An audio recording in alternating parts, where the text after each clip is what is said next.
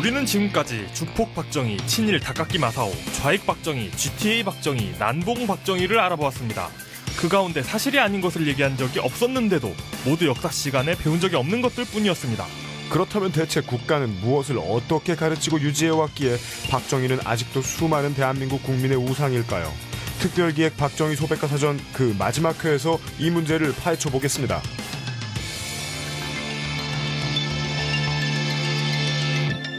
히스테리 사건 파일. 그것은 알기 싫다. 1929년에 경남 창녕에서 태어난 부잣집에서 태어난 아저씨가 있었습니다. 태어났는데 아저씨는 아니죠. 벤자민 버튼의 시간이 거꾸로 가는 것도 아니고요. 예. 네. 그 아저씨면 그 벤자민 버튼이라고 해도 아저씨면 좀 애매하죠. 그러니까요. 네, 경남 창녕에서 아기로 태어나셨던 분이 계셨습니다. 처음에 아마 신생아로 시작하셨을 겁니다.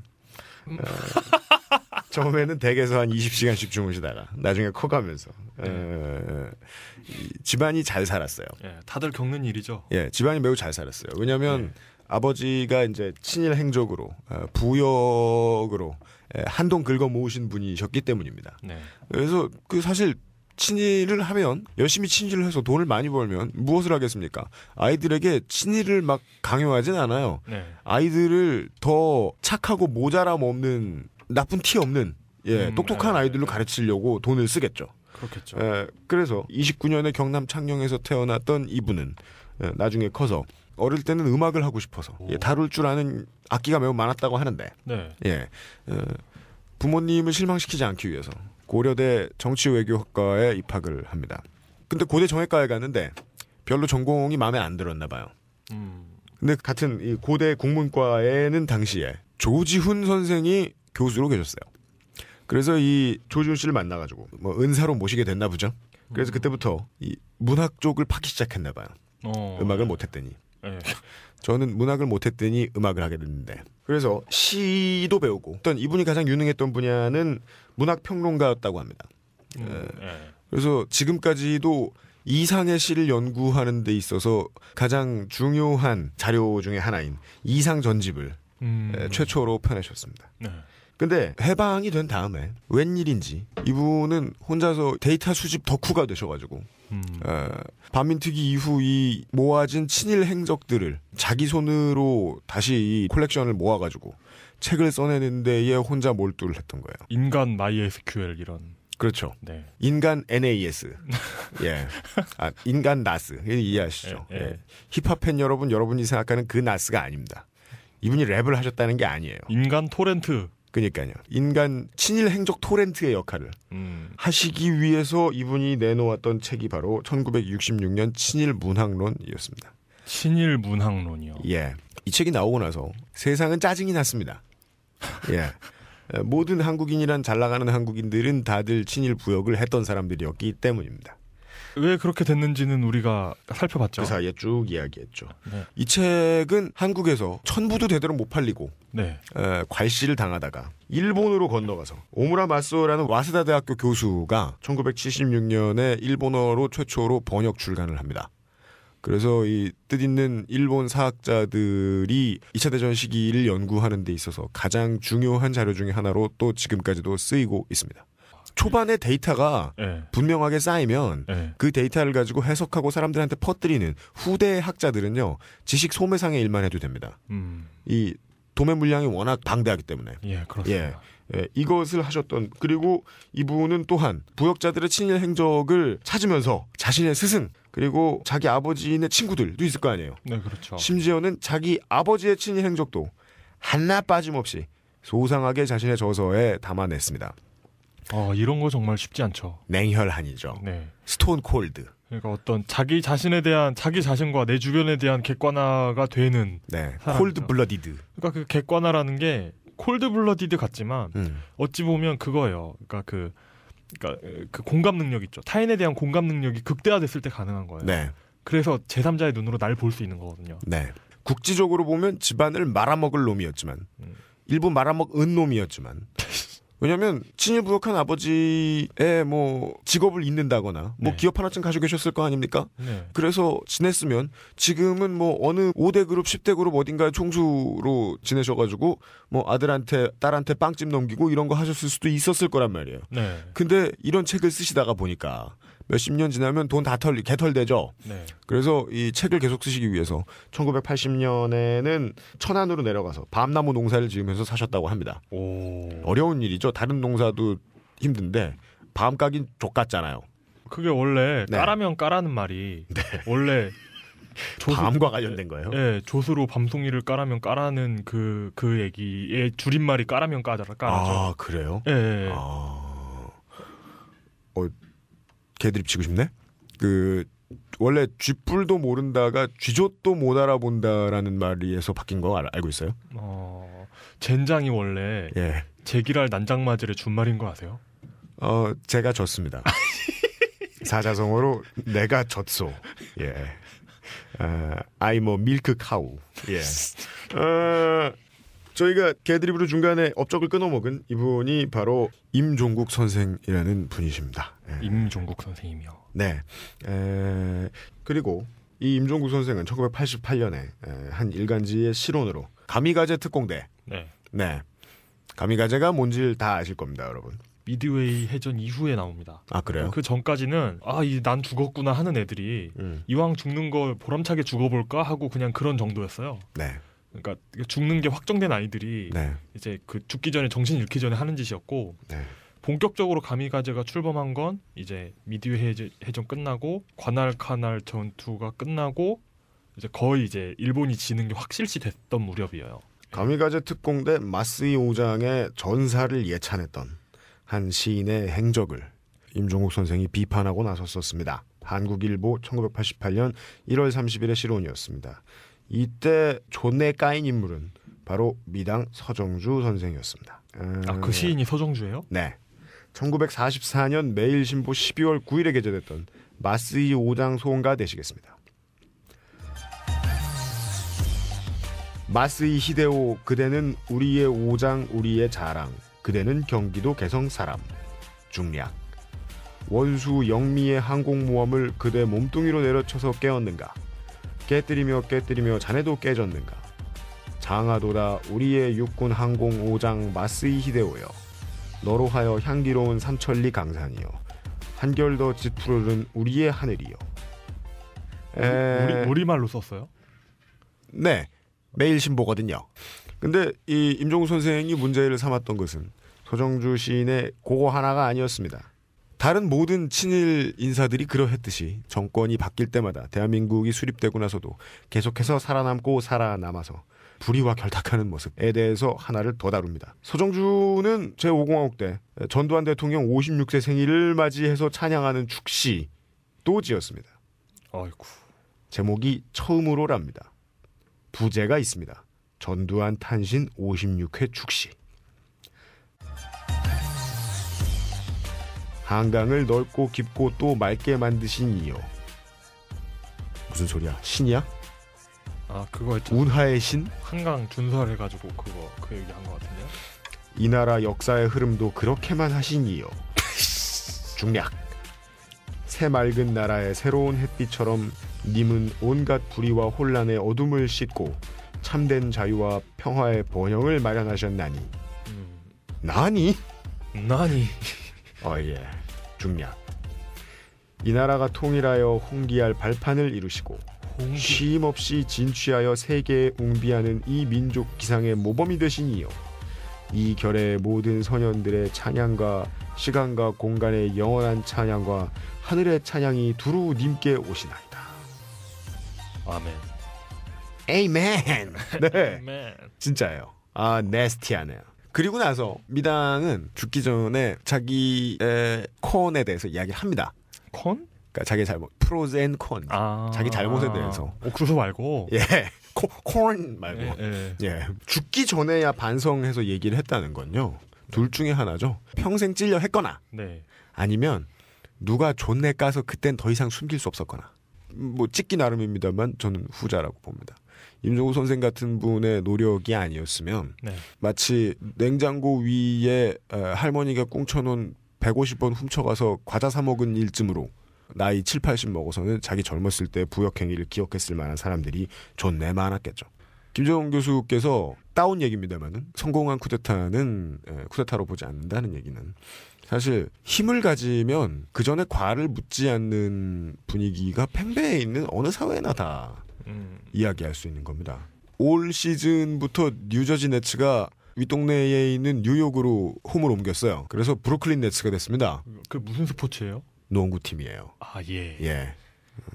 아무거나 지어서 말할 걸. 프로 족구 리그, 뭐 아, NJL 이런 게 있다 그럴 걸. 아 근데 연고이전은 진짜 안 좋은 건데. 근데 네. 아무래도 인구가 더 많은 곳으로 가다 보니까 네. 예, 반응이 매우 좋았고요. 홈구장도 원래 있던 데 쓰는 게 아니라 새로이 개축을 했고 이 일을 주도적으로 꾸민 인물이 바로 세계 역사상 힙합 장사로 돈 제일 많이 남긴 가수 겸 사업가 제이지 션 카터라는 인물입니다.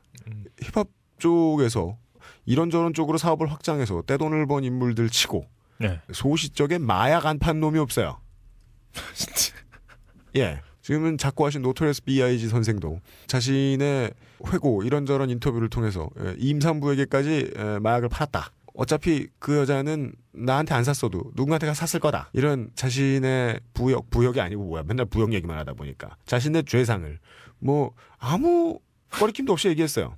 그리고는 뭐 단죄를 받지 않은 처벌을 법에 의해서 받지 않은 케이스들도 많이 있어요. 자신의 창업 사례에 대해서 얘기한 거죠. 그렇죠. 보통 보면 이 뉴욕 씬에서 뭐 LA도 비슷합니다만은 특히나 뉴욕 씬에서 힙합으로 이른 나이에 이름을 얻었던 인물들 중에서는 처음에 랩만 잘한다고 되는 게 아니거든요. 가진 돈도 좀 있어야 되고 처음부터 연예계에서 좀 피규어가 돼야 돼요. 조금 사람들하고 친한 인물이 돼야 돼요. 그러려면 돈이 있어야 될 거 아니에요. 그렇죠. 예나 지금이나 유색인종들이 미국에서 돈이 어디 있습니까? 방법은 마약. 그러나 성공을 하다 보니 이 브루클린 네츠 농구팀의 구단주가 되다 보니 누구도 그 죄상을 다시 물으려 하지는 않는다. 한낱 농구팀 구단주가 이럴진데 그러나 뭐 죄들을 평생 안고 살아가고 싶어하는 사람이 어디 있겠습니까? 그렇죠. 예, 양심과 이 단죄 사이의 가교는 결국 엄격한 대중이 내려줘야 됩니다. 엄격한 국민이 내려줘야 돼요. 예, 우리가 방송을 하는 이유기도 하죠. 이제 23주기쯤 됐습니다. 이분이 가신 지가. 네. 그리고 이분의 뜻을 이어받아서 지금까지도 계속해서 친일 청산을 위해서 애쓰고 계신 두 분을 잠시 후에 뵙겠습니다. 저희들이 지난 6주간 큰 도움을 받았지요. 쉰 시간까지 하면 7주구나. 예. 이제 박정희 소백과 사전의 마지막 회. 박정희, 우상화된 박정희 시간을 진행을 하겠습니다. 이게 인간이 태어나서 개새끼로 지내다가 잘 나가서 떠요. 네. 그러면 사람들이 추앙해요. 네. 그리고 사람들은 일정 정도 마치 누에나방을 이제 막 1000년, 2000년 동안 계속해서 사람들이 짝짓기를 해주면서 키우다 보니까 네. 적자생존에 따라서 이 암컷을 찾으려고 막 빨빨거리고 이런 적극적인 애들이 다 없어졌죠. 오늘날의 누에나방들은 번식을 하기 위해서 할 줄 아는 게 거의 없다고 하죠. 매우 느린 속도로 암컷이 수컷을 향해서 수컷이 암컷을 향해서 슬슬슬슬슬 가는데 그거는 실제로는 지가 가게 그냥 두면 가다 죽고 사람이 옮겨줘야 된다는 거죠. 그러면 사람들이 그걸 인공적으로 해줘야 그게 걔네가 재생산을 한다는 거예요? 그렇죠. 마치 그런 것처럼 인간들도 이 절대왕정에 그리고 이 카스트 제도에 너무나 오랜 세월 길들여졌다 보니까 지금 이제 민주주의가 시작된 지 얼마 되지도 않지 않았습니까? 그러다 보니 아직도 사람들의 DNA 속에는 내 머리 위에 어디 높고 높은데 왕이 있어야 되고 내 발밑 어디에 노예가 있어야 되고 하는 생각을 가지고 있을 수밖에 없다고 봅니다. 그러고 보면 네. 우리나라 역사에서 신분제가 사라진 게 한 5000년 역사라고 보죠. 네. 그중에 신분제가 없었던 게 한 100년? 그죠. 네. 최근에 뭐 다시 생겼죠. 예, 뭐 그렇죠. 예. 예. 진짜요, 여러분. 저는 지금 자사고 학생들하고 외고 학생들 여러분 지금 일반 잉여 고딩 여러분 들으십시오. 여러분들과 신분이 다릅니다. 그 친구들은. 네. 예, 이미 갈 곳과 얻을 직장의 차이가 있습니다.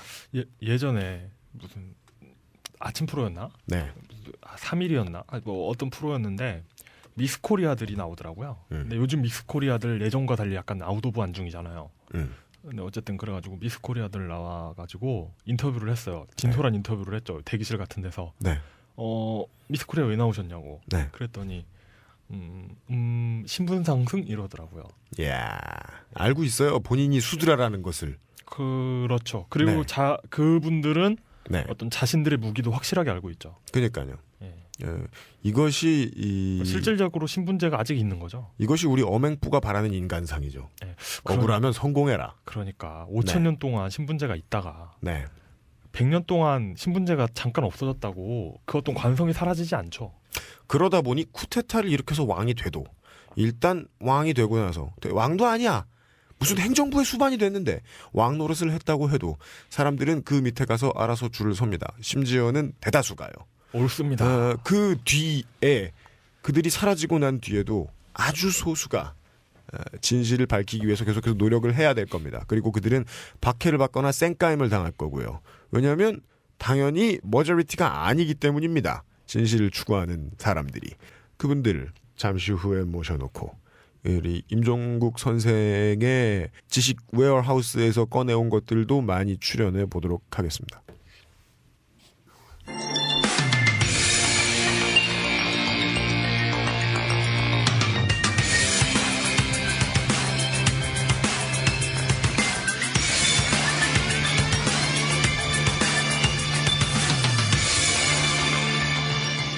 특별기획 박정희 소백과 사전 마지막 회 우상화된 박정희 高木正夫攻略家辞典最終回偶像化された高木正夫 우리가 본회 2회에서 인트로덕션 방송을 했고 네. 원래는 그 한 회만 하려다가 당초에 제가 네. 무엇에 꽂혔던지 예.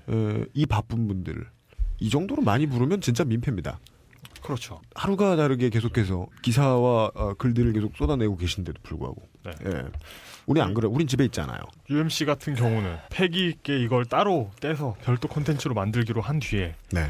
한 주 편집을 해보고는 후회하더군요.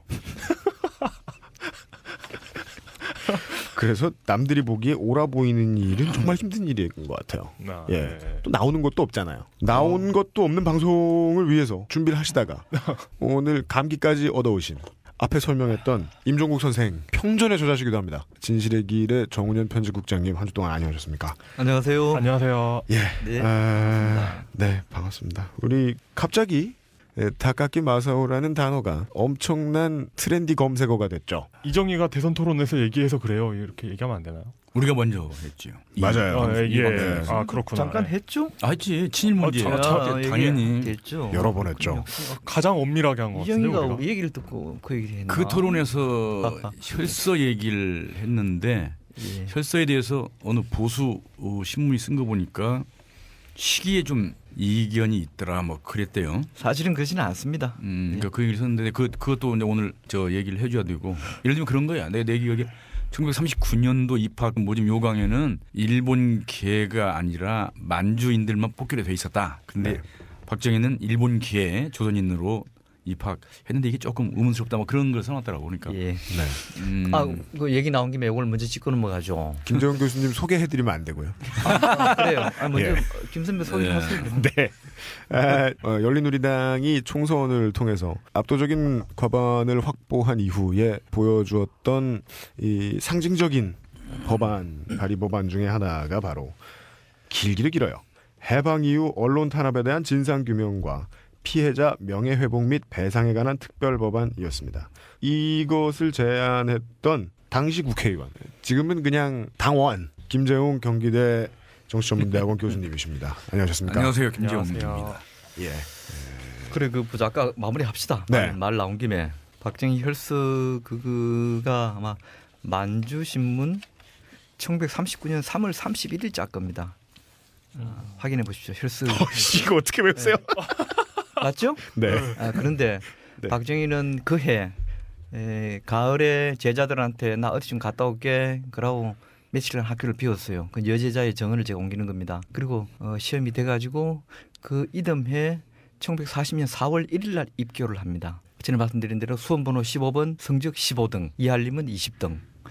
근데 박정희가 1939년 3월 31일자에 그 기사가 나왔다는 것은 그리고 39년 가을에 시험을 봤거든요. 그 기사에도 나옵니다. 편지가 두 번째다라고 나왔거든. 그러니까 박정희는 1938년에도 역시 편지를 보냈고 네. 그때도 시험 치려고 시도를 했다는 얘기죠. 왜? 입학시험 1년에 한 번이거든. 그죠? 네. 그러니까 38년에도 편지를 보냈어요. 네. 그게 혈서였는지 아닌지는 단언하기는 어려워요. 네. 내가 보기에는 그것도 혈서였던 걸로 보여요. 네. 두 번째 거는 분명히 혈서라고 피로선이라고 하는 표현이 나오거든. 신문에 나왔죠. 신문에 피로선이라고. 혈서가 두 번 다인지 아닌지는 단언할 수 없지만 네. 저는 두 번으로 추정하고 그 편지에 두 번째 편지라는 표현이 있는 걸로 봐서는 38년에도 편지를 보냈고 38년에도 시험을 치려고 시도를 했다. 그리고 39년에는 이제 시험을 치라고 통보가 왔기 때문에 가서 시험을 쳤겠죠. 네. 입학 자격이 안 되는데 안 그러면 신청해도 수험 번호가 안 나오잖아요. 네. 그러니까 39년 3월 31일자에 실린 혈서 기사로 미뤄보면은 그게 통해가지고 먹혀가지고 그해 가을 시험 때는 수험 자격이 주어졌고 성적이 되어서 합격했고 그 이듬해 입학을 했죠. 그러니까 정리하면은 물론 그 시험을 칠 때까지의 박정희의 이름은 다카키 마사오 아닙니다. 네. 왜냐하면은 창씨 개명은 1940년 2월 11일부터 8월 10일까지 6개월간 딱 실시됐어요. 네. 법적으로. 왜? 그러면 왜 하필 1940년 2월 11일이냐? 그게 일본의 기원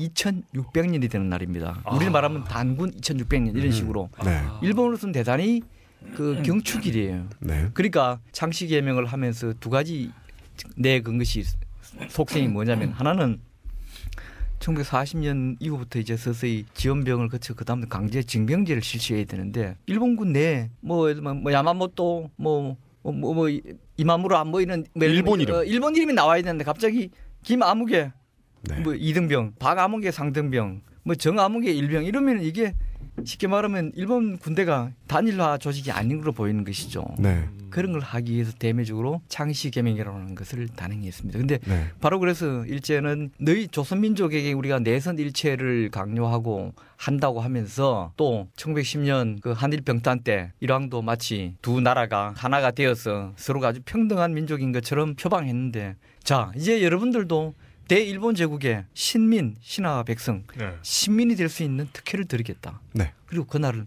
바로 우리의 대축일인 이 기원 2600년 되는 1940년 소화 25년입니다. 2월 10일 날. 그래서 그날 실시한 거예요. 그 이유가 있어요. 그러니까 그 날을 잡은 것도. 그래서 그때까지는 그러니까 39년, 38년 당시에 그때는 뭐 박정희뿐만 아니라 누구도 창시하지 않고 그때는 박정희였고 혈서 얘기가 나왔는데 박정희는 그 편지 내용으로 기사 내용으로 미뤄본다면은 39년 3월 31일자에 이미 두 번째라는 걸 봐서는 38년도 입학시험에도 최소한 응시하려고 노력했고 편지를 보냈는데 그 편지는 혈서인지는 단언할 수 없지만 분위기나 정황상으로 보면 저는 개인적으로는 저는 그때도 혈서였다 그렇게 생각합니다. 자 우리 오늘 이게 쫑파티죠. 네. 박정희 특집 이 시리즈 마무리하는 날이죠. 네. 그러니까 이 앵콜 출연인데 네. 과연 앵콜이 있었는지 모르겠네요. 오라고 해서 왔긴 왔지만은 얼마나 그동안에 5번의 앵콜을 한 거죠. 예. 방송이 효과가 있었는지 얼마나 많은 분들이 청취했는지. 네.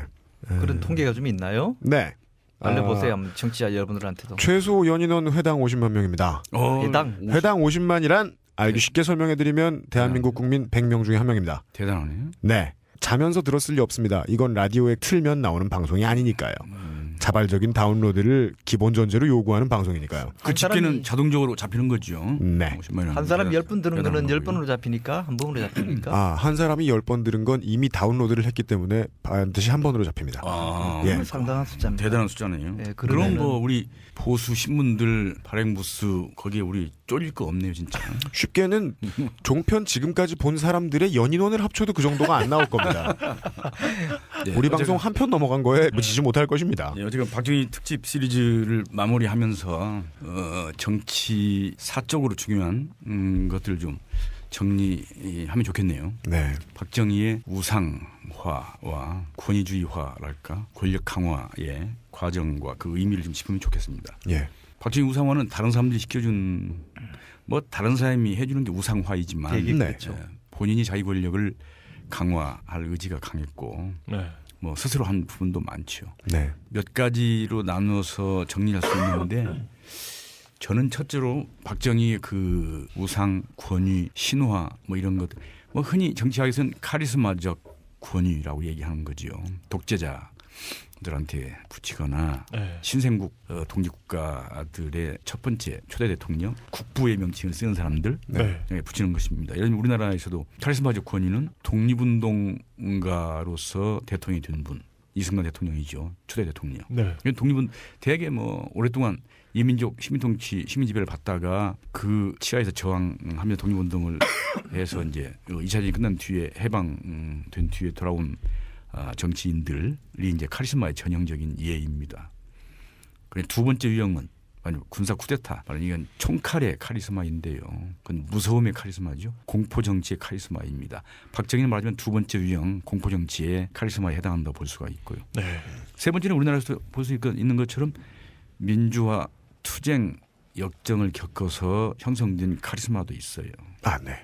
삼김 정치도 그중에 하나였습니다.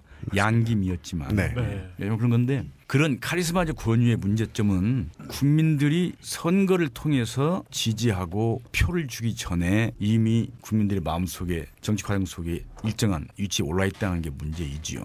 예. 민주적인 선택 과정이 있기 전에 독립투쟁 과정이나 총칼의 무서움의 권위나 민주화 투쟁 목숨을 걸고 했기 때문에 그러니까 대체로 보통 사람으로서 하기 어려운 일들을 해내서 얻어지는 게 카리스마적 권위이거든요. 네. 그러니까 목숨을 걸었다는 거에서부터 나오는 겁니다. 그러니까 박정희의 권위 처음에 목숨을 걸고 군사 쿠데타 자기들 용어로는 군사 혁명을 했다 하는 데서 나오는 것이죠.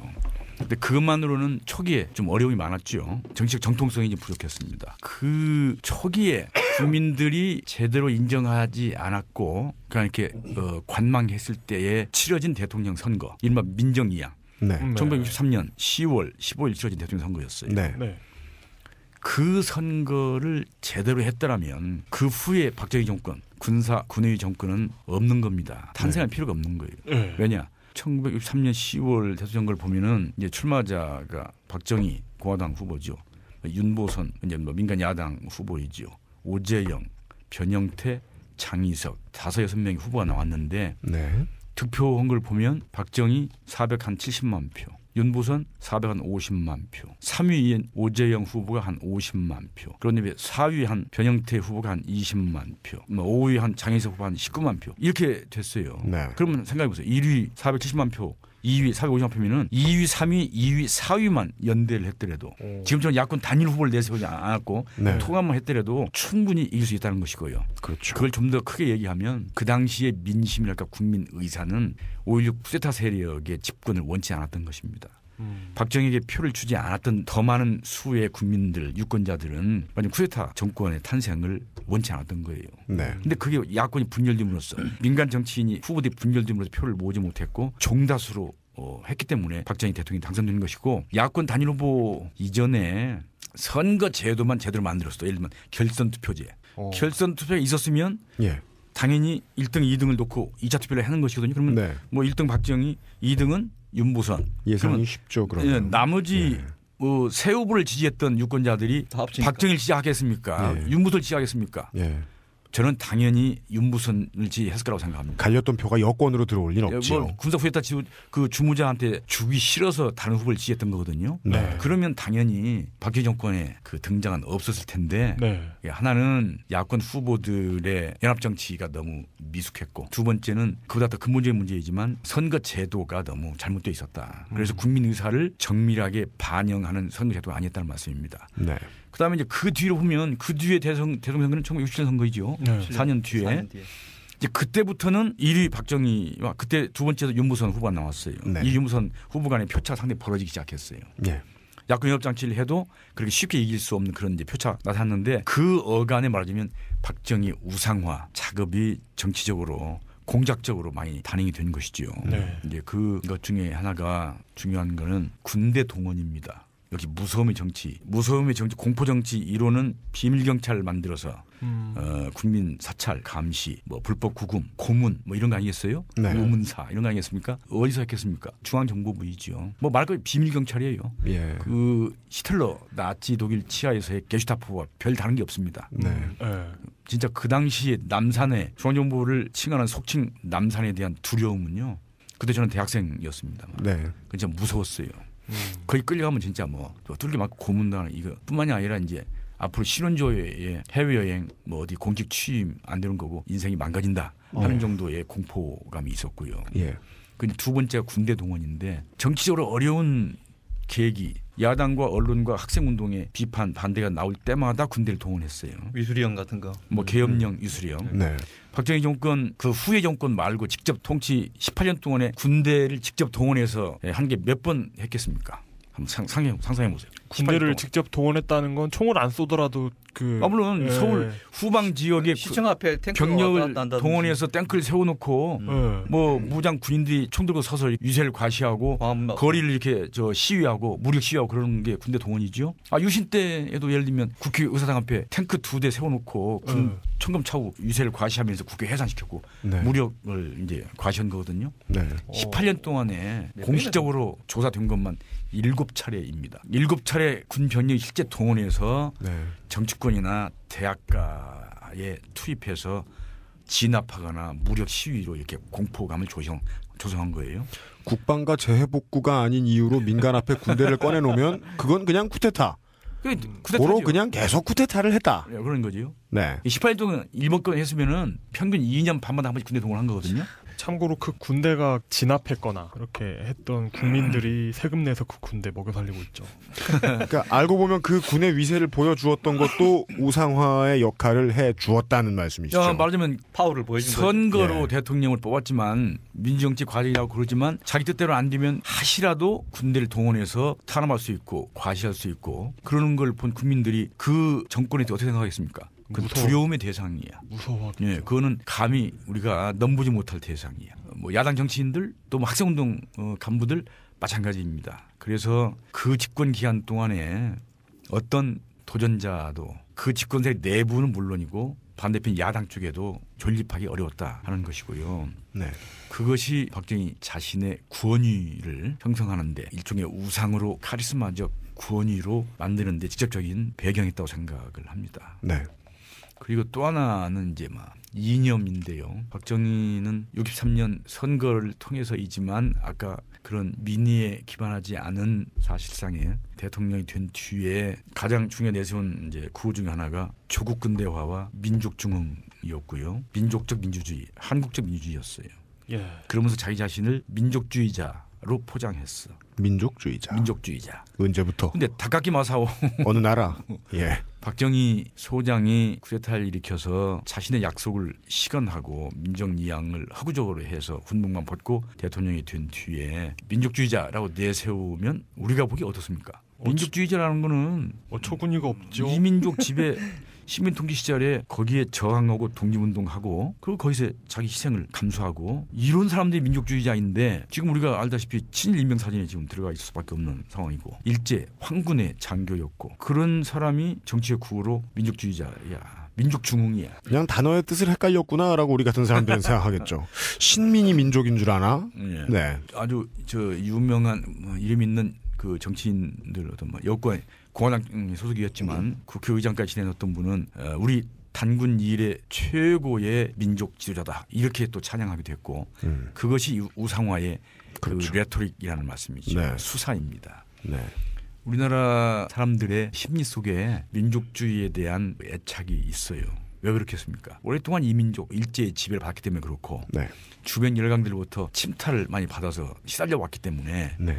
민족 공동체의 가치랄까 우리 민족 국가를 수호하자는 의지랄까 이런 것들이 민족주의거든. 예. 배타적 민족주의라고 하긴 하지만은 예. 근데 이게 엉뚱하게 친일에 전력이 있는 사람이 나타나서 어쨌거나 그걸 자기 것으로 만들었어요. 국민들의 감성에 영합한 것입니다. 쿠데타가 있기 전까지 이 사람이 누군지도 몰랐을 텐데 앞에 행적을 알 리가 없었겠죠. 그런 것이죠. 그래서 예. 그걸 잘 헤아렸던지 어쨌거나 공작적으로 민족주의라는 이념을 내세워서 국민들의 마음을 사로잡았다. 그것이 박정희의 구원이. 그 민족주의라는 말 속에는 또 애국주의자라는 개념까지 포함되어 있는 거예요. 그렇죠. 굉장히 애국자연했어요. 국가와 민족을 위해서 결단을 내리고 네. 굉장히 열심히 일하는 그런 네. 지도자로 이렇게 묘사를 해왔단 말씀이죠. 네. 그래서 이제 카리스마적 구원위를 만들어 간 것입니다. 하나 이제 비교를 해보면 잘못 오해받을 수도 있지만 아까 얘기한 우리나라 사람들의 마음속에 공통적으로 민족이라는 개념에 굉장한 감성적인 친감을 가지고 있다. 그 근거 중에 하나로 심지어 북한의 김일성도 민족을 많이 내세웠어요.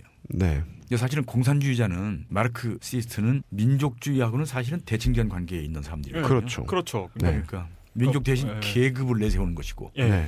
민족 개념 속에는 뭐 자본과 유산 계급, 중간층, 무산자 계급을 다 포용하는 게 민족인데 네. 공산주의자들은 그 중에서 프롤레타리아트 무산자들만 중시하면서 만민이 헤쳐 모여 계급 투쟁. 그럼요. 민족주의에 대해서는 뭐 이렇게 지저지 않는 것인데 김일성은 상당히 민족주의적인 얘기를 많이 했어요. 네. 어떻게 그러니까 보면은 공산주의자도 아니고 아무것도 아닌 거죠. 보편적인 공산주의, 보편적인 마르크스 레닌즘과는 좀 차이가 있는 아, 예. 김일성식 북한식 민족주의죠. 민족주의가. 박정희가 박정희식 민족주의라. 이건 뭐 저기 우리식 사회주의라는 말 많이 썼으니까 쓰잖아요. 이게 우리식 우리식 사회주의고 사회주의라고 하잖아요. 네. 실제로 북한은 80년대 중반 이후에는 예.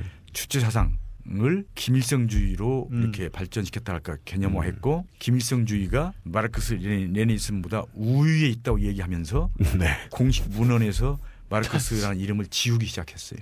아, 이름도 지웠어요. 이름 아예. 지웠어요. 그렇게 해서 얻은 것 중에 하나는 세계적으로 공산주의가 다 몰락하지 않았습니까? 소련 공산당 멸망했고 그래서 자유화했고 동구권 헝가리, 체코, 폴란드 다 자유화 민주화했고 네. 엄청난 그 회오리바람을 받으면서 위기를 맞았는데 그것을 예방했다가 막아낸 근거 중에 하나가 우리식 사회주의는 다른 나라 공산주의와 다르다. 토착 종교화 시켰군요. 아, 그러군요. 마르크스 레니즘이 아니고 우리는 김일성주의이다. 그래서 우리나라 사람들의 중요한 그 심성이나 가치관 중에 민족 공동체를 수호해야 한다는 그런 가치관, 민족주의에 대한 애착이 있는데 박정희도 자신의 정체성과 전력에는 맞지 않는 것이지만 그거를 공작적으로 잘 이용했다. 그렇게 해서 자기 권위를 만들어 갖고 주변에서도 뭐 단군 일의 최고의 애국자, 민족적 지도자라고 이렇게 찬양하면서 우상화의 길을 갔다는 말씀입니다. 궁금한 게 있는데요. 여기 그 트위터 같은 데서 이정희 건 이후 일본 웹에서 어떤 사람이 다카키 마사오를 검색해보고 했던 얘기 중에 박정희 선집 국가민족나라는 책을 인용하면서 국가민족, 예. 국가민족과 나. 예. 그렇죠. 그러니까요. 거기에 이런 내용이 있다고 하네요. 우리 반만년 역사는 한마디로 말해 퇴폐 조잡과 침체의 연쇄사였다. 이런 말이 있나요? 그게 너무 민족 비하적인. 네, 그러니까 이런 게 하나만 있는 게 아니고 뭐 우리 민족사를 고찰해 보면 한심하다고밖에 할 수 없다. 이런. 그 책을 뭐 우리가 읽어볼 필요도 없고 막 들여다보지 않았지만 이런 내용이 실제로 있나요? 있으니까 그런 책이 있어요. 국가민족과 나라는 책이. 책은 있어요. 책은 있어요. 그 내용이 그런 게 있다고 나 기사에서 봤는데 그것은 바로 자기 자신이 단군 일의 최고의 민족 지도자라는 것을 부각시키기 위해서 그 전까지는 박정희 정권 이전까지는 우리나라가 우리 민족이 너무 열등의 길을 걸어왔다고 이렇게 한 거 폄하한 거라고 볼 수 있겠죠. 이게 제가 어떻게 연결이 되냐면 예전에 오죽헌 얘기 한번 했거든요. 한번 얘기해봐요. 어떤 얘기죠? 그러니까 그 처음 듣는데 강릉의 오죽헌이 1970년대에 그 오죽헌 정화 사업이라는 걸 했대요. 그래가지고 지금 그 오죽헌에 가면 조선시대 건물처럼 목조 건물이 있는데 그 전부 다 나중에 다시 지어진 거고 75년도에 오죽헌을 싹 밀고 콘크리트로 다시 건설했다는 거예요. 지금 있는 게 옛날부터 지어놓은 건물이 아니고요. 네, 그 오죽헌 정화 사업 때 다 밀고 이제 거기 콘크리트 건물 세우고 현판마다 이제 박정희 친필 현판 올리고 했대요. 아 친필. 그 글씨에 좀 친필 얘기 전체 하기로 하고요. 거기 뭐 마무리하세요 그래. 예, 그러니까 우리 민족사가 쪽팔렸던 것 같아요. 그러니까 그래가지고 우리 민족의 어떤 역사가 너무 쪽팔리니까.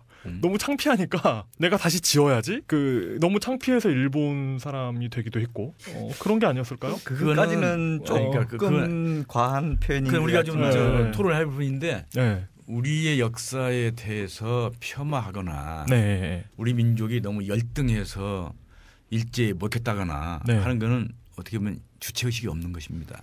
그거를 자기 자신이 조국 근대화, 민족 중흥의 기수이라는 것을 내세우기 위해서 과거에 우리 민족사를 비하시킨 거 아니냐고 우리가 지적해야 될 거고요. 그런 예는 또 있습니다. 일제 치하인 1925년 민족진영이라는 우파 민족주의 진영의 논객이 쓴 논설이 있어요. 민족적 경륜이라는 논설이. 이광수입니다. 준원 이광수. 뭐 나는 이름을 밝히기가 아무렇게 좋은데 민족적 유적지 이것도 민족지 어떤 민족지라고 내세우는 신문에 연사설도 한 3번 그렇죠. 연사설도 그렇게 썼는데 그 내용이 바로 그런 것인데요. 우리 민족은 아직 완전한 독립을 얻기에는 여러 가지로 역량이 모자란다. 네? 열등한 민족이다. 네. 조금 더 실력을 길러야 된다. 네. 네, 유명한 글이죠. 일본 밑에서. 그러니까 실력을 길 때까지는 완전한 자주권 독립을 할 것이 아니라 네. 일본 대동아 공영권 일본 제국주의 틀 내에서 네. 자치권만 얻어 좋다. 이런 논설을 썼단 말이죠. 그게 이제 일제 때 우파 민족주의자들이 네. 바로 소극적인 저항 형태로 이른바 네. 그 방금 얘기하신 그런 거예요. 예. 예, 자치론 같은 게 김성수라든지 뭐 그런 계열들이 네. 다 나중에 그런 건 받았죠. 저는 이제 뭐 이런 흐름을 얘기하면서 예. 네.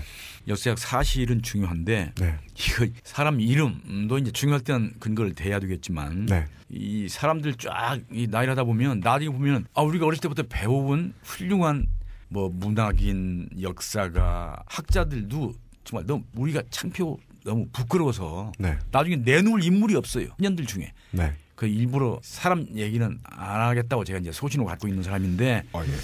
그래서 아까 말씀드린 것처럼 일제치하에 나온 어떤 유력 신문의 논설, 사설, 연사설과 그런 사람의 그 논설 주장 내용이 바로 박정희의 국가와 민족과 나 그런 내용과 맥을 같이 하는 민족 비하적인 바로 보수 우익 진영의 공통성이죠. 네. 지들의 최고라는 것과 또 하나는 자주 독립 민족적 자존의식 역사의식에 대해서 인식하지 못하고 네. 그 한계랄까 하는 걸 내세우면서 자기들의 역할을 이렇게 강조하는 그런 거예요. 네. 네. 저 어렸을 때만 해도 동네 어른들 중에 이래서 조선 놈들은 안 돼. 이런 얘기하는 분들 많았어요. 그러니까 우리 엽전이라고 네. 하면서 자기 비하적으로 얘기하고 엽전 의식이나 네, 뭐 우리가 오늘 마지막 회차에서 네. 그 박정희의 우상화 과정과 이 성공한 우상화에 대해서 이야기를 하면 네. 오늘날까지도 이어지고 있는 보수 우익을 둘로 인수분해할 수 있습니다. 네. 앞에서는 친일이었다가 민족주의에 탈을 쓰고 살아남았던 세력. 네. 그리고 뒤에서는 신군부대 민주주의나 경제를 발전시킨 것으로 알려지려고 스스로를 잘 포장해온 세력. 이렇게 크게 두 가지 정도요. 네. 지금 얘기 이제 경제건설 이제 그것도 이제 세 번째쯤에 박정희 우상화의 그 배경이지요. 그러니까 경제 건설 경제 성장이지만 일반 국민들이 좋아하는 용어로는 가난 추방이었어요. 빈곤으로부터의 해방이었어요. 네. 그거를 해낸 지도자다, 민족 지도자다. 네. 이것 때문에 또 이제 박정희에 대한 우상화가 이제 된 것인데요. 그런데 네. 제가 뭐 논문으로 쓴 거고 책에도 썼기 때문에 인용을 하면 박정희 정권 시대에 이루었던 경제 성장은 저도 깜짝 놀랐는데 이거는 1%를 위한 1%의 번영을 가져온 네. 경제 성장이었더라고요. 대다수 국민과 서민층의 피땀 위에 대기업 뭐 1% 정도에 되는 부유층을 만들어낸 그런 네. 경제 성장에서의 문제입니다. 예를 들면요. 박정희 정권 18년 동안의 경제 지표 가장 신뢰할 수 있는 경제 지표는 월드 데이터 뱅크라는 게 있어요. 예. 세계 자료은행입니다. 경제학자, 사회학자들이 흔히 인용하고 근거 있는 자료들이죠. 각 정부들이 공식적으로 내는 중앙은행들이 공식적으로 발표하는 경제 지표들 모아서 이렇게 공개해 놓고 있어요. 네. 그 자료를 들여다보면 경제 성장의 지표로 제일 많이 인용되는 게 뭐겠습니까? 국민 소득이거든요. 네. 개인 소득, GNP나 GDP. 예. NP, GDP. 예. 우선 이걸 보면 물론 박정희 정권 이전에는 국민 소득이 더 형편없다고 그러지만 네. 매우 바닥이었어요. 그것이 국민 소득이 가장 안정적으로 또 급속하게 올라간 시기는 김대중 노무현 정부 정권 시절이었더라고요. 예를 들면 1만 불 국민 소득을 돌파한 건 김영삼 정부 때입니다. 네. 근데 2만 불 이상 올라간 건 노무현 정부 때이고요. 네. 그래프가 나온 거 보니까 민주정부 10년 동안에 안정적으로 국민소득이 쭉 올라갔고 네. 그 이전에 국민소득은 굉장히 기복이 심했고 네. 박정희 정권 18년 동안에는 별거 없었어요. 한 뭐 5, 600불 정도. 네.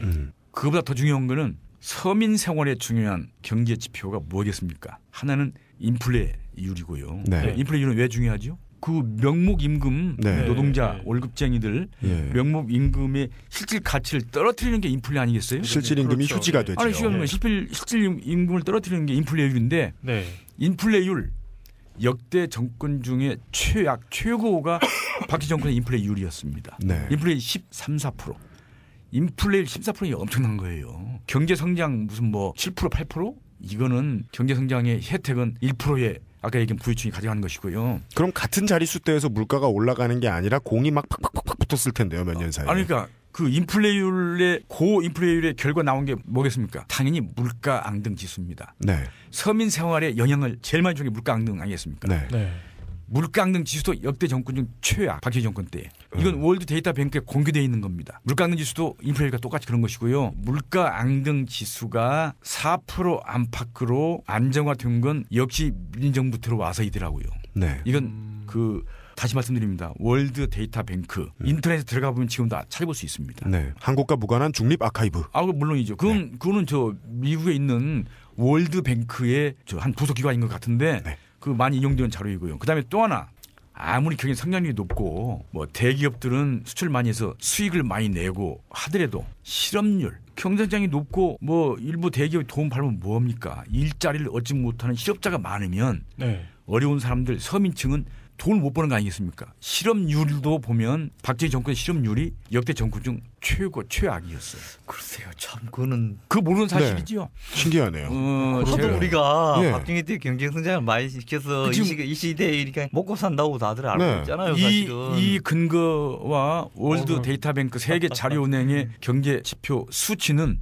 제가 2주일 전에 펴낸 박정희 유전자에 실려 있습니다. 아. 그리고 프레시안 제 박정희 시대의 경제 성장의 허구 네. 얘도 그대로 실려 있습니다. 네. 자, 그래서 그 얘기는 그 정도로 하십시오. 이게 진짜. 매우 중요한 야. 박정희 시대의 이른바 한강의 기적의 허구성이고요. 예. 그럼 저희가 오늘 코너를 위해서 이야기를 듣고 싶은 건 그런데도 왜 그러니까 우상화의 결과죠. 이게 많이 알리지 않았고 네. 그럼에도 불구하고 박정희에 대한 우상화는 경제 성장 때문에 얻어진 것이죠. 마치 신화화된 것이죠. 제 주변에 요즘 좀 먹고 살만한 어르신들 이야기를 들어보면 4대강 때문에 대한민국이 이만저만 발전한 게 아니다라는 말씀을 하시는 경우도 아이고, 있던데 이거는 그거 뭐 저 그 정도 나이층이 져버리면은 제가 그걸 어떻게 아니 어떻게 그런 생각을 하실 수가 있어요 이렇게 할 수 없지 않습니까? 그 양반들은 4대강 때문에 뭐든 국물이 뭐든 먹었나 어떻게 그런 말을 하지? 그러게 말입니다. 4대강까지 다 살고 있는 분들이에요 혹시 그분들? 강가는 아니죠. 그래서 아무리 그래도 강가에 살았으면 아시지 않았을까? 무슨 뭐 경제 성장 얘기를 할 때에 네. 이른바 거시적인 경제 지표, 네. 뭐 성장률, 수출 신장률, 뭐 하다못해 국민 소득 성장률도 평균을 내기 때문에 네. 대다수 국민과 일반 어려운 사람 서민층의 생활과는 무관한 것입니다. 사실은 미시적으로 아까 말씀드린 네. 인플레율, 물가 앙등 지수, 실업률을 들여다봐야 네. 대다수 국민 서민층이 얼마나 고생했는가를 알 수 있는 것인데요. 네. 그거 가지고서 비교를 해봐야 된다고 생각하고요. 또 하나 있습니다. 이게 체감하는 거죠 사실은 그게. 그렇죠. 예. 예. 그러니까 대다수 국민들의 피땀 위에 올라선 경제성장 수치였고요. 예. 또 하나 있어요. 오. 아시아 지역에서 개발 독재 방식에 의해서 경제성장을 이룬 뭐 닉스. 나라가 4개가 있죠. 대표적으로 4마리의 작은 용이라고 하는 것입니다. 네. 우리나라를 한국을 비롯해서 대만 싱가포르, 네. 홍콩 나라는 아니지만 그 당시에는 네. 독립된 정치체였기 아시아. 때문에 네. 아시아 동아시아의 4마리의 용이에요. 네네네. 이거 관련 내용은 그 프레시안에서 박근혜의 반경제민주화 유전자라는 그겁니다. 김주영 교수님 글이네요. 왜 그러냐면 예. 지금 박근혜 후보가 경제민주화 구호를 내건다는 게 이게 되겠느냐 하는 것입니다. 구호 정책은 내걸 수 있지만 네. 그 정책을 시행할 수 있을 것이며 네. 예. 그 경제민주화의 원죄를 누가 만들었느냐. 네. 아버지 박정희 대통령이 만들어 놓은 겁니다. 네. 빈부 격차와 대기업 중소기업의 격차와 네. 아까 얘기했던 1%대 99%의 격차를 만드는 장본이 네. 박정희이고 네. 그 후에 세력들이 다 박근혜 후보를 둘러싸고 있는데 네. 경제민주화 정책을 지금 아무리 잘 만들어도 자기 정체성상 그걸 시행할 수 있겠느냐 네. 하는 걸 쓴 거고 거기에 월드 데이터뱅크의 수치 근거 다 들어있어요.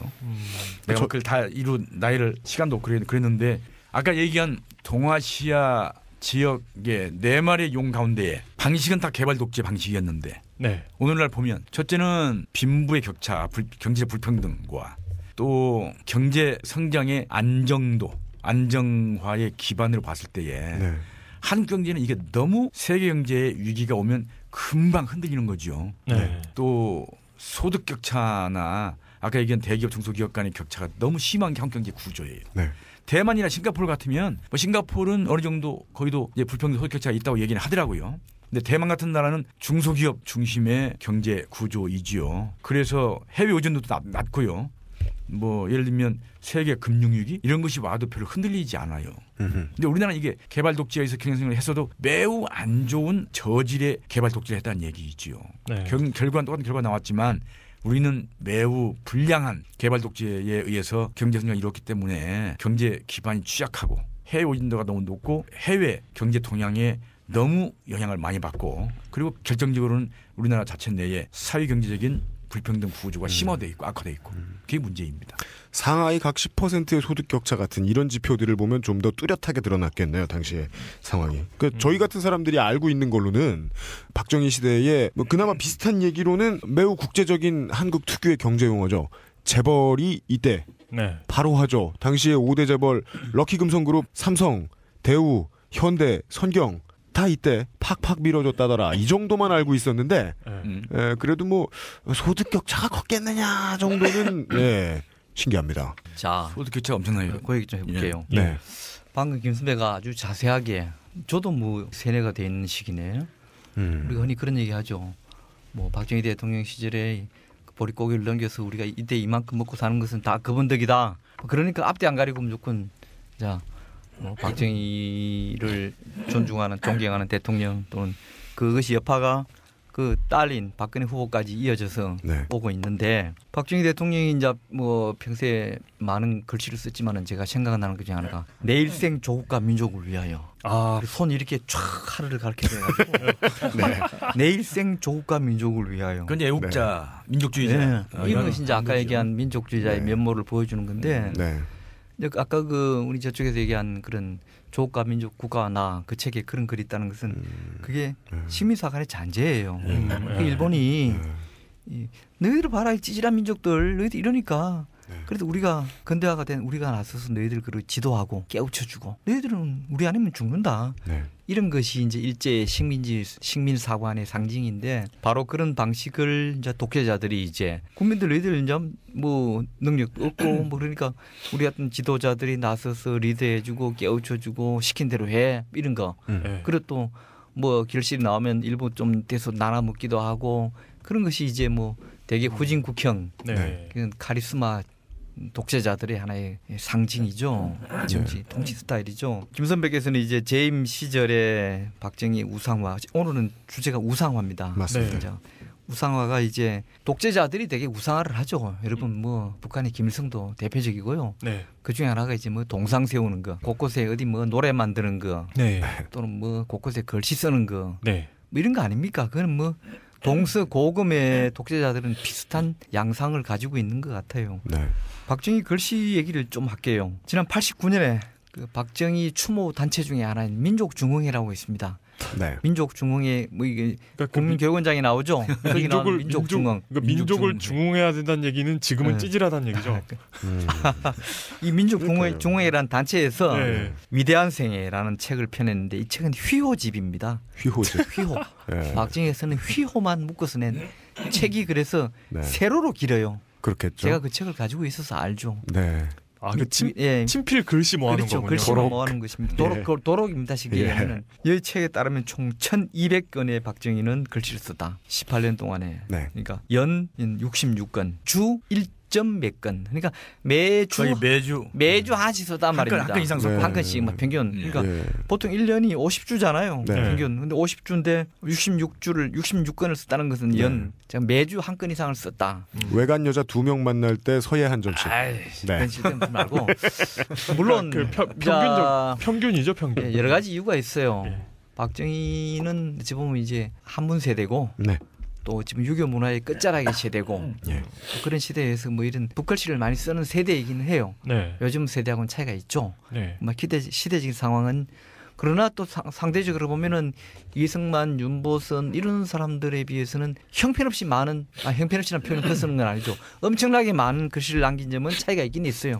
물론 박정희는 18년, 이승만은 48년부터 12년. 60년까지니까 12년. 그 연도가 뭐 크게 차이 나는 거야. 이승만은 그런데 어디에 뭐 이승만 몇 건 선지 점수는 안 나와 있지만 이승만은 대개 뭐냐면 개인에게 써준 것입니다. 주로. 근데 박정희는 주로 이제 곳곳 그 건설 현장 뭐 토목 현장에 많이 썼죠. 물론 잘 보이는데. 예, 물론 건물 뭐 어떤 기념관 뭐 60, 이런데 70년대 곳곳에 뭐 다리나 그다음 뭐 공장이나 뭐 이런 걸 많이 토목 건설 행사가 많았던 거는 사실이죠. 부인할 수 없죠. 그 시대에. 그 오죽헌하고 연결되는. 네, 근데 그런 데까지도 심지어 네. 뭐 예를 들면 유인석 장군 강원도 춘천에 유인석 의병장 관련 그 뭐 정화 사업이라고 하는 거기도 보면은 박정희 글씨가 쓴 게 있어요. 네. 그래서 그러니까 곳곳에 썼고요. 유인석 장구 그 양반은 사실 뭐 항일 의병장인데 의병장인데도 불구하고 거기에도 써놨단 말이죠.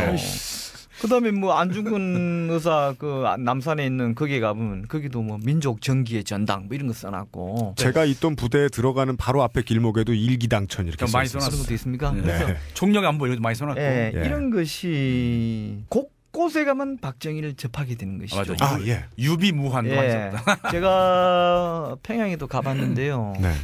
북에 취재를 갈 기회가 있어서 가보니까 사실 마을 입구에도 김일성 동상이 있습니다. 아이덴티컬. 예. 예. 마을 동상 내지 흉상 해가지고 그 밑에 뭐 김정희라고 같이 있거나 또 그 의록들 해가지고 그러니까 뭐 박정희는 흉상이나 동상까지는 아니지만은 결국 그게 곳곳에 가는 데마다도 박정희를 만나게 됩니다. 네. 제가 독립문 내거리에 사는데요. 아 예. 거기서 무학지 올라가는 거 무학지 공사가 70년대인가 어디 있었는데 네. 무학지 왼편에 거기 올라가는 왼편에 그 무학재라고 하는 네. 무학재. 한글로 쓰고 거기 뒤에 보면 몇 년 몇을 뭐 적어 쓰고 네. 박정희 시절에 했다는 것이죠. 또 저 금화터널 이대 쪽에서 넘어오는데 입구에 보면 네네네. 거기에 보면 또 입구 있어요. 그러니까 온갖 사람들이 많이 다니는 쪽 도로잖아요. 네.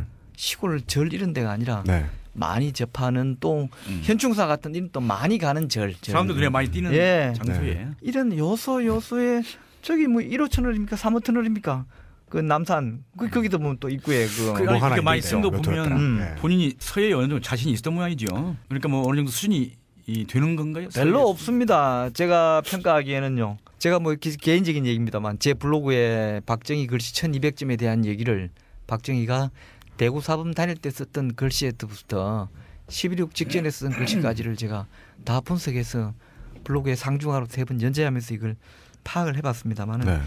글씨 솜씨는 별거 없습니다. 이건 비하가 아닙니다. 네. 평가입니다. 네. 박정희 그때 이제 소전 손재영 서예가죠. 서예가. 이분을 이제 초빙해서 소전 손재형은 우리나라 최초의 국한문 혼용비인이 충무공 전첩 비문, 진해 해군 충효탑 비문, 서울 사육신 비문, 안중근 의사 숙모 비문, 육사 하랑대 현판, 불국사 관음전 현판 등을 썼으며 8대 국회의원을 지내기도 한 20세기를 대표하는 한국의 서예가. 며칠에 몇 번씩 글씨 배우는지까지는 잘은 모르지만 네. 이분이 이제 박정희 대통령의 글씨 선생입니다. 그런데 5.16 초기에 글씨 보면 행패는 없고요. 네. 혹시 궁금하신 분은 제 블로그 보림제, 블로그 이름이 보림제입니다. 네. 보림제 가셔서 박정희 코너에 가셔서 보시면 다 이게 뭐 나와 있으니까. 근데 행패는 없고요. 갈수록 그래도 조금 좋아졌는데 네. 여러분 지금 광화문에 있는 글씨가 왜 원래 글씨로 돌아왔잖아요. 네. 예. 그 이제는 한글로 쓴 광화문이라고 돼 있었죠. 네, 그렇죠. 그 광화문 글씨조차도 첫 번째 쓰는 오리지널 글씨는 시원찮아서 나중에 다시 바꾼 글씨입니다. 박정희 글씨로 그것도. 오호. 예. 오호. 그 수준, 그러니까 비교 평가하는 게 중요하잖아요. 기준이 있어야 되는 것인데 예. 김재규 중정부장도 군사 재판 과정에서 네. 박정희를 이승만 대통령에게 비교한 부분이 있어요. 네. 흥미롭죠. 이승만 대통령은 4.19가 일어나니까 학생 시민들이 물러가라고 하니까 물러갔다. 근데 박정희 김재규 부장을 표현하면 각하는 절대 물러설 사람이 아니다. 이제 비교를 하는 거죠. 근데 지금 서예 얘기가 나오니까 그 정치권 인사한테 들은 얘기인데 어느 기념 건물에 가보니까 이승만 대통령의 휘호가 있고 예. 그 옆에 이제 저 대통령이지만 그 옆에 이제 현직 박해 대통령 휘호가 있는 거예요. 이제 보는 사람이 이승만 대통령의 휘호를 가리키면서 그 옆에 구원이 있는 서예가가 한 분 있는데 선생님 이 대통령의 글씨는 상당히 잘 쓴 글씨이지요. 그 서예가가 여기는 상당히 서예의 일가가 있는 분입니다. 이승만 글씨를 대통령은 보고. 예. 그렇게 평가하고요. 옆에 있는 이제 박정희 이제 현 대통령인데 이 박 대통령 글씨도 이것도 잘 쓴 글씨 아닌가요?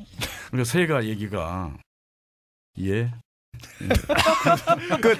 예. 더 이상 아니라고 할 수도 없고 뭐 이제 맞아 죽으려고 그러다 보면서 막 웃더라고요. 예. 웃는데 예. 요점은 뭐냐면 서예의 일각인 있고 알아주는 글씨인데도 이승만 대통령은 네. 그렇게 여기저기 함부로 글씨를 남기지 않았다는 거거든요. 네. 현판을 걸거나 하지 않았어요. 네. 자기하고 가까운 사람이거나 와서 시호 하나 써주시고 그럼요. 청을 하면 예. 네. 가려서 이렇게 써줬는데 네. 거기에 비하면 이 박정희 대통령은 서예 수준과는 참 맞지 않게 너무 여러 곳에 눈에 띄게 그것이 바로 우상화예요. 네. 그런 것이 우상화 네. 딴 게 뭐 있나요? 아니 뭐 대통령으로서 글씨를 꼭 잘 써서 기념식으로 쓰는 건 아니겠죠. 그렇죠. 네. 꼭 필요한 자리에 써주면 되는 건데 네. 너무 남발한 것이 네. 자기 권위를 너무 또 과신한 거 아니냐. 그 남의 결혼식 하는 것이죠. 방명록에 쓸만한 글씨를 이렇게. 예. 그런 얘기들 하면서 이제 웃은 적이 있습니다. 그러니까 근데 대통령이 이런 건 예, 뭐예요? 이게 서울시 예. 무슨 교육정보연구원 거기에 있는 건데 뭐 이건 뭐 이런 건 뭐예요? 그러니까 머릿돌에 유경수 이름이 써 있는데 이건 뭐예요? 그럼 유경수 여사가 쓴 것 같은데 그러면 유경수 글씨가 유경수 여사가 글씨가 맞는 것 같습니다. 그러면은 근데 한글 이름도 밑에 있네요. 네. 예. 예. 그러면은 그 박정희 대통령뿐만 아니라 영부인도 글씨를 쓰고 다녔다. 아니죠. 그렇죠. 물론 문제는 네. 이 글씨를 쓴 사람만의 문제는 아닙니다. 그러니까 뭐가 있으면 쪼로로 청와대 가서 각하한테 그때까지도 뭐 옛날에는 어필이라고 했죠. 네.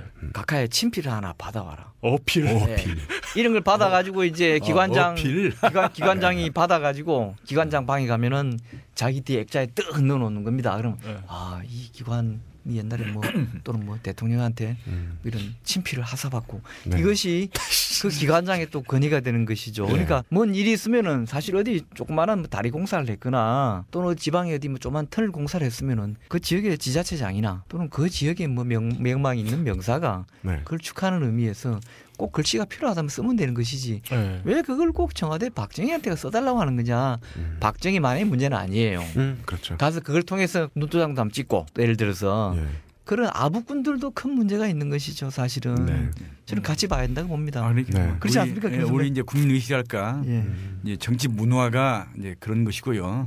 사실은 뭐 국민 의식이 정치 문화도 좌우하는 것입니다. 결정하는 것입니다. 그런 것이고요. 아까 경제 민주화 문제에 조금 더 부연 설명을 하면, 왜냐하면 박정희 신화화는 경제 성장에서 나오지 않았겠습니까? 그것은 사실 들여다보면 그런 불평등과 격차를 만들어 놓은 것이고, 오늘날 그것을 해소해야 되는 과제가 우리한테 유산으로 넘겨진 것이다.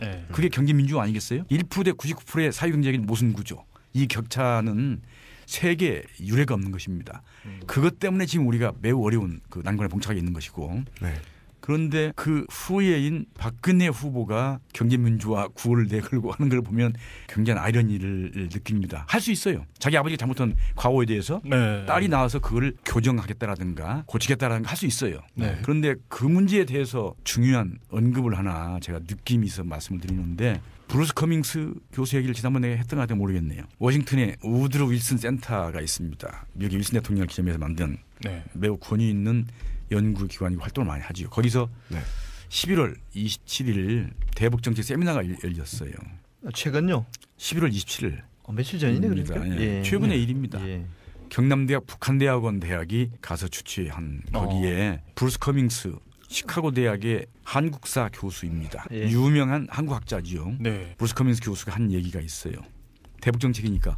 대북정책을 보면 박근혜 후보의 것과 민주당 문재인 후보의 것이 비슷비슷하다. 그런데 문제는 그 대북정책을 박근혜 후보가 대통령이 됐을 경우에 제대로 실천, 시행할 수 있을 것인지가 의문이다. 왜? 둘러싸고 있는 보수진영 참모들이 그걸 놔둘까가 이게 문제다. 어려울 것이다. 그러면서 딱 한 얘기가 뭐냐면 사람이 몸에 문신은 지울 수 있지만 DNA 유전자는 바꿀 수 없죠. 이렇게 얘기를 한 게 이걸 보고 내가 이야 참 기가 막힌 비유이다는 얘기를 제가 한 적이 있고요.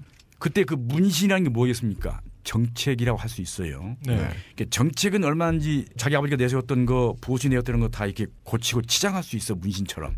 그러나 그것을 시행할 수 없는 것이 유전자 때문인데, 그 유전자는 뭐겠습니까? 자기 정체성이에요. 자기 기본 철학이에요. 자신의 타고난 기본 철학, 정체성, 자신을 둘러싸고 있는 참모들, 브레인들의 정체성과 맞지 않는 진보적인 경제 민주화 정책이나 대북 정책이나 또 있습니다. 복지 정책도 비슷해요. 민주당은 문재인 후보는 보편적 복지, 이쪽은 무슨 뭐 적극적 복지 뭐 이런 거, 네. 뭐 교육 정책, 선별 적극적 복지, 그러니까 반값 등록금 다 오피스한데 임플란트 해준대잖아요. 예, 국민들이 공짜로. 예, 국민들이 이걸 알아야 되는데요. 저는 새누리당이 박근혜 후보가 자신들의 상징색으로 빨강색을 선택하는 거 보고 깜짝 놀랐습니다. 네. 저도 놀랐어요, 사실. 그 빨강색은 전통적으로 진보 진영의 심지어 유럽에서 사회주의 세력의 네. 색깔입니다. 네. 근데 보수 인사들이 매우 싫어하는 게 빨갱이거든, 빨갱이. 네. 그 빨갱이 색깔을 자기들 상징으로 선택하는 거 보고 야, 이 선거 전략 그냥 무섭구나 생각을 가졌고요. 네. 예, 그 물고기죠. 예, 지난번에 빨갱이. 그 불미스러운 과거사 인권 탄압에 대해서 인혁당 사건에 대해서 사과 연설도 선거 전략적으로 한 거 보고 놀랬고요. 인혁당 사과한 거 아니었잖아요. 민혁당 사과했잖아요. 우리가 모르는 것에 대해서 사과를 했어요. 그래서 예. 선거 때 정책은 얼마인지 근사하게 내놓을 수 있는데 네. 국민들이 알아야 될 거는 그거를 그 후보, 그 정당, 그 정권이 제대로 시행할 수 있을 것인가를 헤아려 봐야 됩니다. 그럴 때에 그 후보의 기본 철학과 정체성과 이 DNA 유전자라는 걸 저는 생물학적 유전자라고 얘기하지 않습니다. 네. 정치적 유전자, 네. 정치적 정체성을 보고 판단해야 됩니다. 네. 지난 대선 때 한나라당 후보이셨던 분께서 유명한 말 하나 남기셨죠. 뭐요? 그 선거 때면 무슨 얘기를 못 하겠냐. 선거에 당선되면 무슨 얘기를 못 하겠냐. 것이죠. 선거 전략으로는 무슨 말을 못 하겠느냐. 예. 그러면서 선거 공약 꼭 지키는 거 아니라는 그 의미의 말씀을 하셨죠. 예. 그리고 정책이라는 거는 예. 뭐 매니페스토 운동도 있지만 네. 예산이 뒷받침되지 않으면 못하는 거거든요. 네. 그런저런 이유를 대해서 네. 선거 공약으로 내세운 정책들도 네. 수정하고 네. 바꾸고 변질시키는 일을 해왔고 할 수 있는 것이거든요. 네. 그래서 이것이 과연 그 당과 그 후보의 기본 철학에 맞는 것인가를 검증해야 한다고 생각합니다. 그 문신이란 단어 되게 인상적이네요. 좌익을 했고 자기가 잠깐 붉었어. 요즘은 붉은 게 오른쪽이지만 붉기도 했고 친일도 했어. 제대로 까발리면 원래는 좋은 글씨인데 네. 어디 가서 싹 지웠죠. 그리고 싹 지운 모습을 그냥 뭐 비비크림을 발랐을 수도 있어요. 그래서 덧칠을 하고 그것을 계속해서 서예의 형태로 혹은 대한뉴스의 형태로 계속해서 보여주면 네. 지금까지는 우상도 되고 국민들은 막상 힘들었는데도 우리가 잘 살았다고 오인까지 해줄 수 있게 만든다는 거. 한스로